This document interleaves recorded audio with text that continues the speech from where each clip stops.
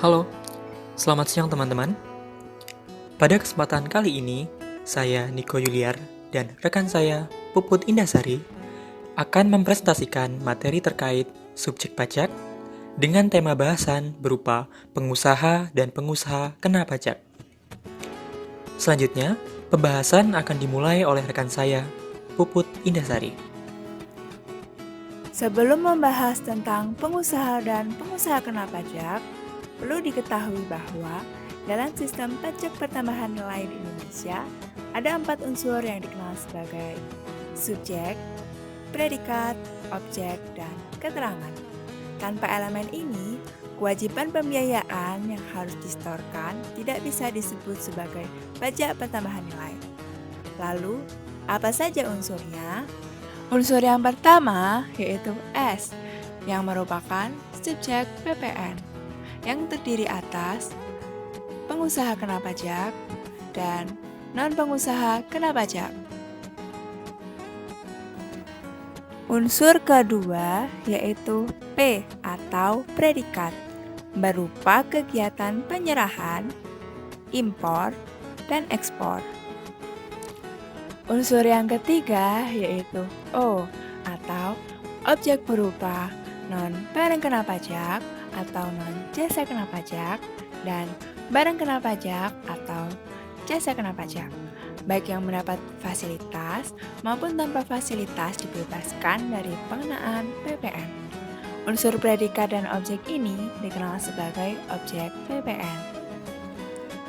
Dan unsur yang terakhir adalah K atau keterangan PPN, berupa kapan saat terutang, di mana tempat terutang, berapa tarif atau dasar pengenaan pajak, dan bagaimana sistem pemungutan, penghitungan, pembayaran, dan pelaporan PPN.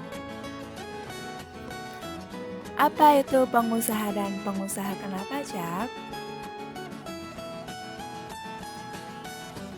Menurut pasal 1 angka 14 Undang-Undang Pajak Pertambahan Nilai, pengusaha adalah orang pribadi atau badan dalam bentuk apapun yang dalam kegiatan usaha atau pekerjaannya melakukan kegiatan menghasilkan barang, mengimpor barang, mengekspor barang, melakukan perdagangan, memanfaatkan barang tidak berwujud dari luar daerah pabean, melakukan usaha jasa termasuk ekspor jasa, dan memanfaatkan jasa dari luar daerah pabean. Sesuai penjelasan di awal tadi, subjek pajak pertambahan nilai terdiri atas pengusaha kena pajak dan non-pengusaha kena pajak. Apa itu pengusaha kena pajak? Berdasarkan pasal 1 angka 15 UU PPN, pengusaha kena pajak atau PKP adalah pengusaha yang melakukan penyerahan BKP atau JKP yang dikenai PPN berdasarkan UU PPN. Lalu, apakah subjek PPN selalu pengusaha kena pajak? Ternyata tidak loh.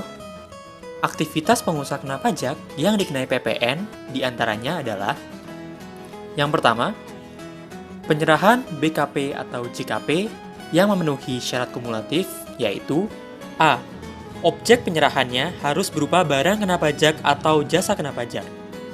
B. Penyerahan dilakukan di dalam daerah pabean atau dalam hal ini adalah wilayah Republik Indonesia. Dan yang C, yaitu penyerahan dilakukan oleh PKP. Yang kedua adalah ekspor. Menurut pasal 1 angka 11, 28, dan 29 UU PPN, ekspor adalah kegiatan mengeluarkan BKP berwujud atau pemanfaatan BKP tidak berwujud dan JKP dari dalam daerah pabean ke luar daerah pabean. Berdasarkan prinsip Destination Principle yang dianut Indonesia sebagai bentuk netralitas PPN, tarif PPN yang dikenakan atas ekspor di Indonesia adalah 0%. Namun, untuk dapat menggunakan tarif tersebut, pelaku ekspor harus sudah berstatus PKP pada saat ekspor tersebut dilakukan. Yang selanjutnya adalah pasal 16D UU PPN. Dalam pasal ini, dinyatakan bahwa PPN dikenakan atas penyerahan BKP yang menurut tujuan semula tidak untuk diperjualbelikan oleh PKP, kecuali atas penyerahan aktiva tersebut, pajak masukannya tidak dapat dikreditkan sebagaimana dimaksud dalam pasal 9 ayat 8 huruf B dan C UU PPN. Ketentuan pada pasal ini berlaku dengan adanya kriteria A. Penjual yang menyerahkan BKP merupakan seorang pengusaha kena pajak. B. Objek yang diserahkan oleh PKP tadi bukan merupakan sedan ataupun station wagon. Dan syarat kumulatif yang terakhir yaitu objek penyerahan berkaitan langsung dengan kegiatan usaha PKP. Lalu, aktivitas yang keempat adalah bentuk kerjasama operasi atau yang biasa dikenal sebagai joint operation. Selanjutnya, setelah kita tadi membahas aktivitas PKP yang dikenai PPN, sekarang ini kita akan membahas aktivitas non-PKP yang dikenai PPN. Aktivitas-aktivitas tersebut diantaranya adalah yang pertama adalah impor. Menurut pasal 1 angka 9 UU PPN, impor adalah setiap kegiatan memasukkan barang dari luar daerah pabean ke dalam daerah pabean. Perlu diingat bahwa setiap kegiatan impor akan dikenai PPN tanpa memandang status pelaku impor, baik PKP ataupun non-PKP. Kegiatan yang selanjutnya adalah kegiatan pada pasal 16C UU PPN atau PPN atas kegiatan membangun sendiri. Kegiatan membangun sendiri adalah kegiatan membangun bangunan yang dilakukan tidak dalam rangka kegiatan usaha atau pekerjaan oleh orang pribadi atau badan yang hasilnya digunakan untuk diri sendiri atau pihak lain. Agar suatu KMS dapat dikenakan PPN, KMS tersebut harus memuat kriteria kumulatif sebagai berikut. A. Konstruksi utamanya terdiri dari kayu, beton, batu bata, dan atau baja. B. Fungsi bangunan tersebut digunakan sebagai tempat tinggal ataupun tempat usaha. C. Luas bangunan paling sedikit yaitu 200 meter persegi. Nah, setelah mengetahui definisi dari pengusaha dan pengusaha kena pajak, lalu, apakah semua pengusaha itu termasuk pengusaha kena pajak? Jawabannya adalah tentu saja tidak. Pengusaha tidak sama dengan pengusaha kena pajak, walaupun aktivitas yang dilakukan pengusaha tadi termasuk dalam aktivitas yang dilakukan oleh pengusaha kena pajak. Mengapa demikian? Berdasarkan PMK nomor 197/PMK 03/2013, pengusaha yang diwajibkan menjadi PKP adalah pengusaha yang memiliki omset 1 tahun buku mencapai minimal 4,8 miliar rupiah. Pengusaha yang memiliki omset di bawah 4,8 miliar dapat mengajukan diri sebagai PKP agar mendapat keuntungan tertentu.